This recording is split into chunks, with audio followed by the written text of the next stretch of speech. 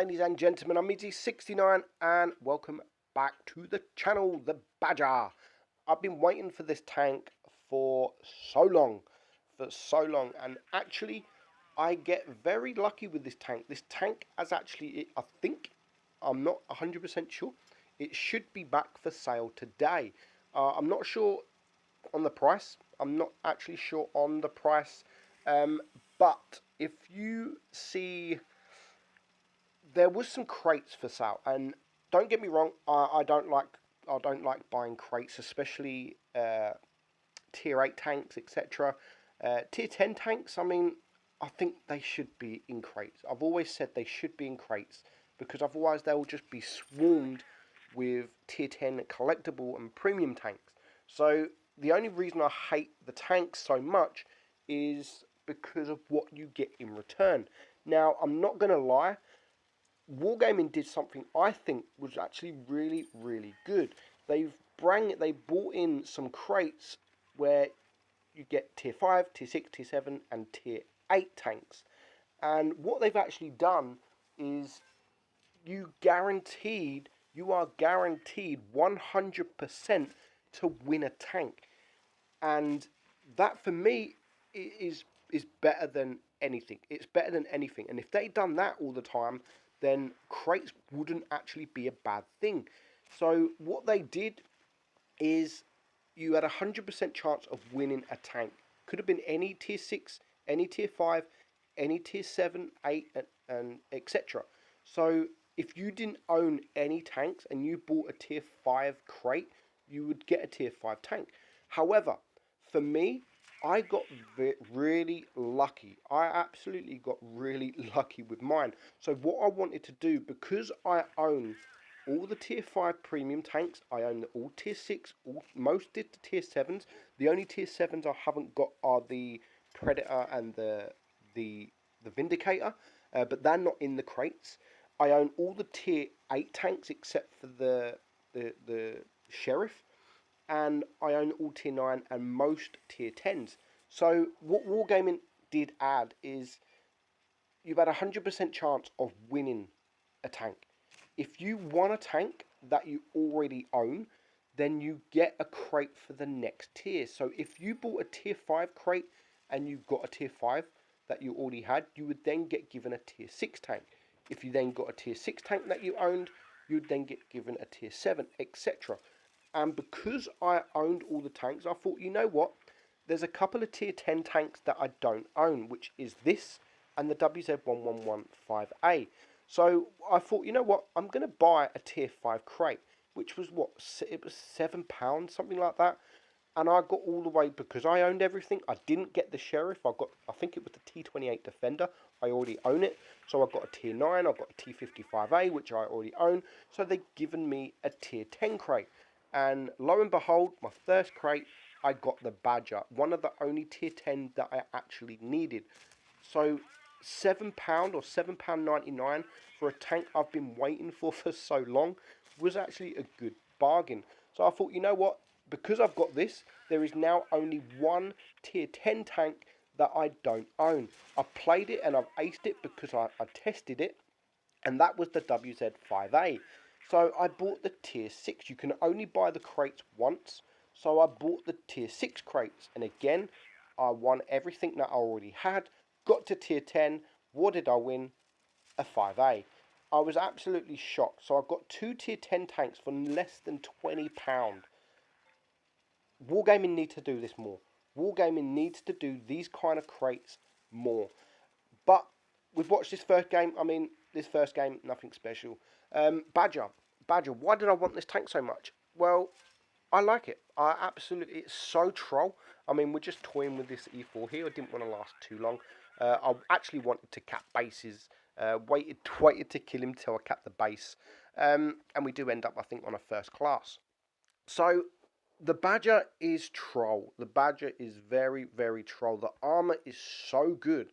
If you're face hugging a tank, then it's going to be almost impossible for that tank to be able to penetrate you. The bottom plate, there's a section in the middle of the bottom plate at the front that can be penetrated, but even that can still be troll. It's just so troll. And I've come up against these so many times when I'm face hugging them, and even switching to Pramo cannot do nothing. So if you're coming up against a Badger, do not, and I'm going to repeat, do not face hug this tank. If you're in a Badger, try and face hug tanks, because it's just a beast. It has lovely armor, good DPM. I mean, only an 8-second reload. Has good accuracy, as you can see there. A nice shot there on the Sheridan. The speed's actually not bad. The speed's actually not bad. When you look at it, you'll think it will be kind of like a T95 or T28, something really, really slow, but it's not. It's actually quite quick. Now, the penetration is, I mean, everything about this tank is nice, except for that traverse.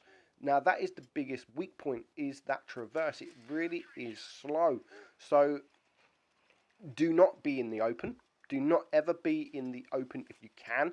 I mean, you can see here I have hard cover to my right, which I always try and maintain is hard cover throughout this entire game.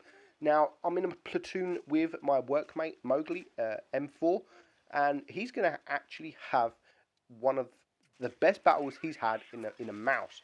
And at the moment, he's just sat. I mean, it doesn't look like he's doing much, but we win this together. We play as a platoon, a proper platoon, and it makes it easier that we are both sitting in the same room. I mean, we're at work. We was at work, around a table, and we're actually guiding each other. I'm telling him what I'm going to do. He's telling me what he's going to do, telling me what tanks he's going to go for, and it does make it a lot easier to play this kind of tank when you are in a platoon with someone that can support you. I mean, if I said to him now, dude, I need help, he would come straight towards me. I don't have to do it over voice.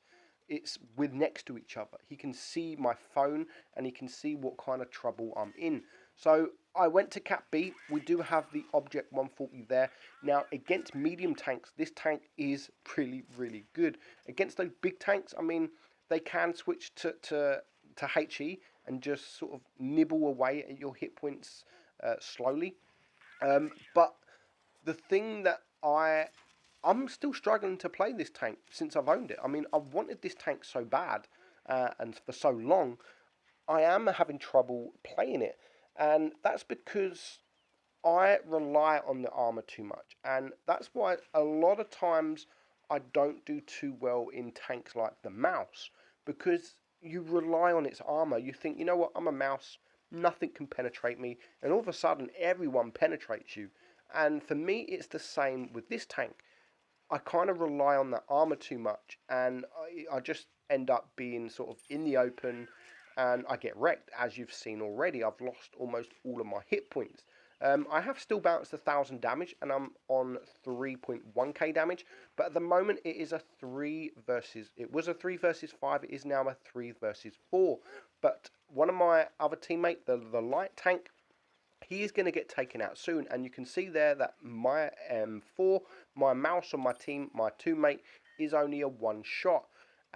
Pretty much we are all one shots, and you can see now we're going to go for the back chat. He's going to poke out, but he's makes the mistake because the mouse is behind me, and we bring it down to a 3-on-2. We're winning on supremacy points, so at the moment there's no rush. I know that there is a full hit point E100 to my left, so I don't want to rush this Object 140 yet until I know it's safe to do so.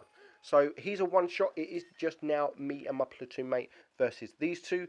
Now, I start pushing. He's pushing. As soon as I see the E100 sort of coming towards the left side, I am going to use and push. But my platoon mate does get the kill. And you can see I'm just going forward because I don't want to start turning around there. And then all of a sudden an E100 comes to the side of me. So we are both one shots to this E100. We should not win this game. E100 comes, he's on 1500 hit points. He is going to push quite hard, and he goes for the mouse, and he bounces the mouse while I get the shot on him.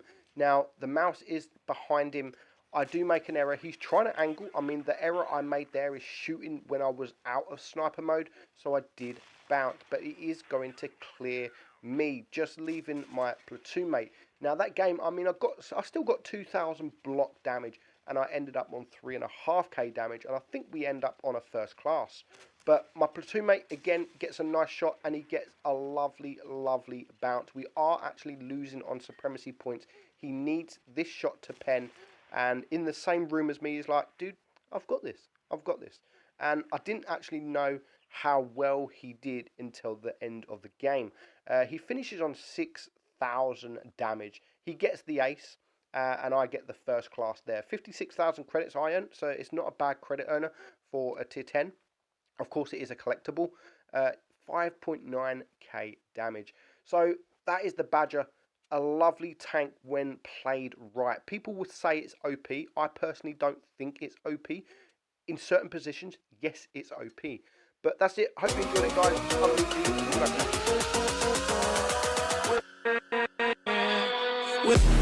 I'm